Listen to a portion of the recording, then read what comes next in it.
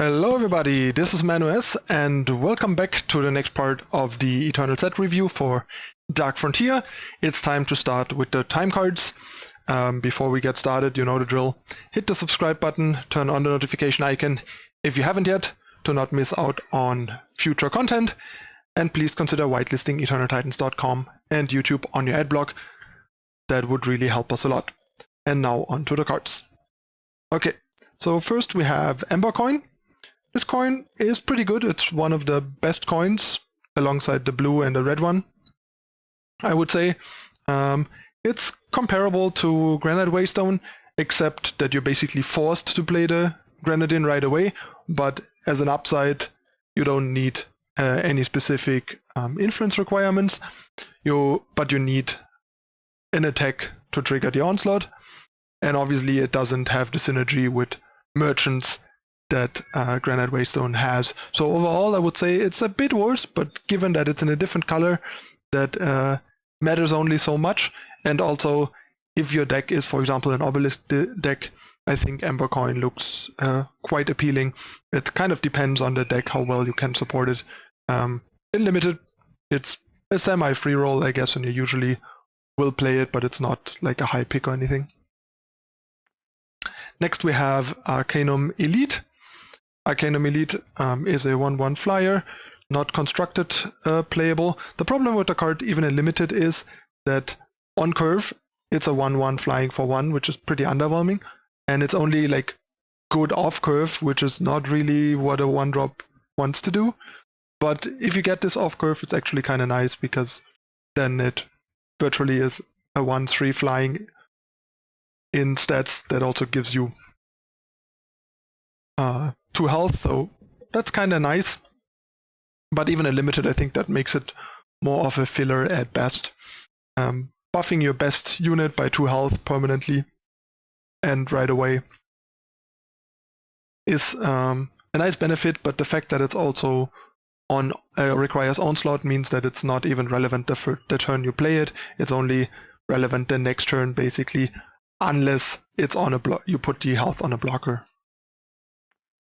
Next we have Aurelian Infestation. This card's actually quite nice. It's a pretty cheap spell, which matters quite a lot in Combre. Combre doesn't have that many of playable ones of those, and they are very good for Alessi and now the new Smuggler. And they also synergize well with Obelisk, so they also make sense in some kind of Praxis Tokens type deck and stuff like that. So yeah, either you basically get a spell version of a 1/1 Scorpion, which is fine, but not particularly good, especially in Constructed. In Limited, it's still pretty great. And the real power is usually you want to shift this, ideally turn 1 or turn 2, like say turn 2 with an Alessi out, to get 2 Scorpions, and then they actually do a lot of work on the ground to kind of either attack freely for chip shot damage, say with an Obelisk out, or just hold down the ground against bigger opposing units. All in all, I think the card is going to be constructed playable and will pop up here and there, but more in like a supporting role. It's not like format changing or anything, but decks that are looking for more support for their Obelisk or their spell synergies, this seems like a decent option. Next we have Gar Master Zen Mage. At first glance, this card seems kinda cool. It's a 1-cost 2/1 that when an enemy unit with flying is played, it gets silenced. The shift is pretty weak by the time you shift this for 5. The opponent doesn't even have a lot of cards in hand anymore, so it's not going to do a whole lot. And then like 3 turns later you get a, for 1 turn, unblockable 2/1, which is also super underwhelming. And even on turn 1 it's not that great. And I don't just like these 1-cost 2/1s are really not very good and very playable right now, because they get outclassed even from a lot of 2-drops already, making your life pretty hard. And also, even if there's like a 1-drop heavy aggressive deck, it's almost certainly not going to be time. So Gar is, in the end, just looks kind of nice, but isn't going to really do anything. In Limited, however, the card seems a lot more playable. It matches up a lot better against 2-drops and even some 3-drops. And if your deck is aggressive enough, feel free to play it. But once again, time is usually not the color you want to be aggressive enough for this kind of card. Next we have Face Out. This card looks kind of innocuous, but is actually a fairly big deal. Now, color combinations that lack removal answers, that sort of stuff, get a really nice additional tool, especially colors like Illusion or Praxis, for example, that are kind of tempo-oriented anyway, and would love... was sneeze, didn't quite. That are quite tempo-oriented anyway, and would like some additional ways to generate tempo and deal with problematic units, at least temporarily. This is a great option. It's a bit comparable to Permafrost in this, except that it also hits endurance units, but it is limited to 3 turns. But it's a hard limit to 3 turns. Like with Permafrost, the opponent might break it the next turn, or they might not break it at all. This is basically a Permafrost that cannot be broken, but auto breaks in 3 turns. That's kind of a way of how to look at it, and what it's like most comparable to, I would say. But to be fair, in a lot of decks, Permafrost for 3 turns, especially guaranteed 3 turns that cannot be broken and can interact with cards like Titan, seems like a pretty great way. The one thing, once again, is this would obviously be even better if it was in a truly aggressive color combination. Like if this was in, for example, Primal, and could be played in like Skycrack, in a Skycrack aggro deck, this would be insane. But even in time, it is a pretty good card, I think, and it's also a cheap spell, once again, for the like kind of LSE, Smugglers type synergies and stuff. In Limited, it's kind of in the same place.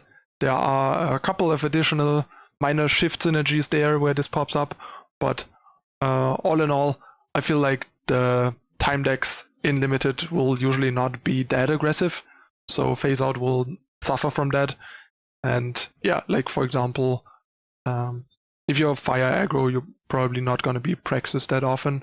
If you end up in an aggressive deck that is Praxis, maybe it's like heavy fire and some time in addition, this seems like a great card. Next we have Potion of Alacrity. 1 cost warp. There are a couple of these like 1 cost low impact warp cards. Here it just, your shifted units emerge 1 turn sooner. Yeah, I think this card's pretty bad. You need a ton of shift cards to make this remotely worthwhile, and even then it's not very good. And also, warp means you want to be able to use it proactively, but if you have this on top of your deck without much shift going on, it's free, but it costs a power and doesn't really do anything. So it's not even like you're getting anything. You can just cycle through it when it's kind of not that useful. But yeah, this card seems pretty unplayable to me in both formats, really. Next we have Adolescent Deathdraw. Not particularly constructed relevant, but a 2 cost 3/2 alone already is pretty good in Limited normally. And in addition we get some utility here. For Shift 4 you may put an exhausted enemy unit into its owner's hand, making this a pretty decent sort of tempo play with an unblockable threat later down the road. As we can see, Time has a fair share of like tempo-y cards, which might play well enough with Fire, for example, for an aggressive Praxis deck, but I am not 100% sure if it is gonna be worthwhile over like other options, like for example Skycrack and that sort of stuff. Next we have Burdenbearer Wisp, a 2 cost 1/3 flying. We already had that in the past. It had endurance. Here instead of endurance we get Onslaught, and for Onslaught you may put one of your other units into your hand, so you can just kind of like reuse an ability later. But mostly it will just be a 2 cost 1/3 flyer, which is not particularly great or exciting, but a decent 2-drop in a more defensive deck, blocking a bunch of the smaller flyers, even some that cost more than this, and just kind of being able to attack easily to trigger Onslaught and stuff is decent utility, just not a great card. Next we have Cryptic Master. This card is amazing for constructed. This is exactly what the Aurelian Relics Red Cage deck has been looking for. First of all, the deck has enough ways to play this on turn 2 with Onslaught. They're usually 8 1-drops, Prospect, and Red Cage to fuel Cryptic Master on turn 2, for example. And even later this card is great. Bringing another relic with it for Bizarre Stampede or just Red Cage, and when you have spare power to just kind of manipulate the top of your deck to make sure you draw gas, is really powerful. And this guy frequently and quickly grows pretty big in my experience in games, so it also allows the deck to approach the game much more proactively and beat Downy with undercosted, overstated units, and yeah, is gonna push the deck into like tier 2 or even tier 1 power level, I would assume. And in limited, I mean, I think without the build around of a lot of relics, this is actually kind of underwhelming in limited. Also, it's not very good on 2, so in limited this actually seems kind of underwhelming. Next we have Devotee of the Sands. This card's actually pretty great. First of all, it's a 2-cost 1/3 power dog. Much less fragile than Trailmaker, even blocks some early aggressive units, like if you're up against like a true aggressive deck, which you don't see that much anymore, with like 1/1s and 2/1s on turn 1 from like Granite Drone and Onis and stuff. This is an amazing blocker. Also, in matchups where you're not behind on the board, but you want this to absolutely live to play a 4-top on turn 3, you can just play it as a Power Stone by shifting it. So it's basically a Power Stone for the first 3 turns if you want it to be, except against something like Hailstorm. And later a unit to like block, jump block, or get in for chip shot damage, or early on already kind of a threat and or a decent blocker against like War Leader and 1-drops and stuff like that. The card is super flexible and yeah, an amazing accelerant for 2, thanks to the flexibility that shift adds to the card, letting you choose whatever you need the most right now. And in limited, of course, this is also amazing because a 1/3 for 2 is already a decent blocker on 2, and then acceleration and shift synergies and so on and so forth make this premium common in my book. Next we have 2-cost 2/2. For summon we get a Scout, so that's pretty nice. Nothing too exciting, but 2-cost 2/2s are still okay and limited. The majority of units either bounce off of each other or trade, which is pretty solid.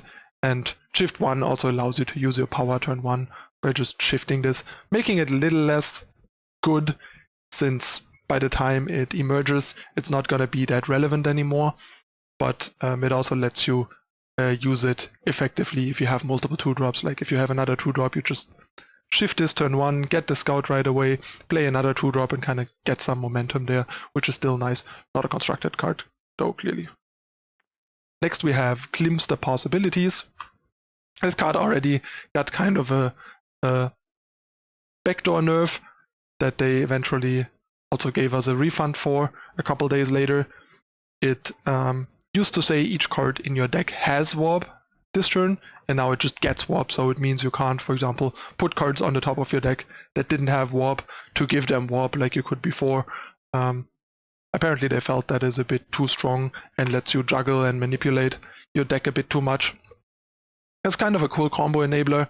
If you want to check out what you can do with it, there is a video series on our website by Kamado where he kind of shows off a brew with this card to try and like combo off.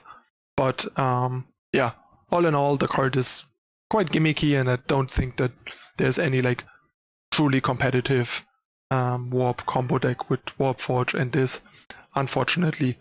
But the card is pretty cool, and in limited, yeah, don't think this is very playable. You could use it as like kind of a way to draw a few cards if you're lucky in the late game and stuff, but it's just very situational and clunky, so yeah, not a fan.